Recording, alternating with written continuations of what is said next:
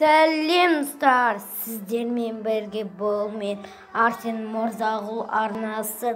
Достар, бүгін біз WhatsApp'тың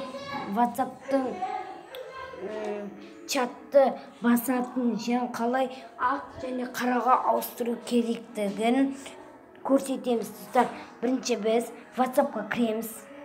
Міне, достар, енді біз қараңыздар. Міне, достар, нам басамыз. Енді достар, сіздердің телефондарыңыз қазақша аударылған болса, бұл офлайн істеледі. Жоқ, достар, мен қателесіп кеткен сияқтымын. Міне, осы статусқа кіреміз және мынаны басамыз, достар. Мынаны басамыз. Сосын, міне, мынаны басамыз. Сосын, достар, мына чаттар дегенге кіреміз.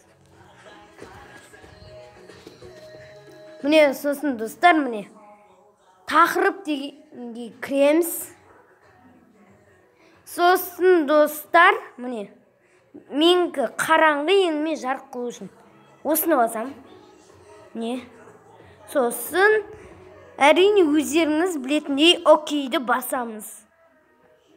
Достар, міне менікі қараға айналды. Достар, дәл осы әдіспен қайтадан міне тақырыпқа кіріп, осыны қайтадан қараңғыға ауыстыруларыңызға болады. Ал сау болыңыздар. Менің арнама тіркеліп, лайк басып, коммент жазып кетіңіздер.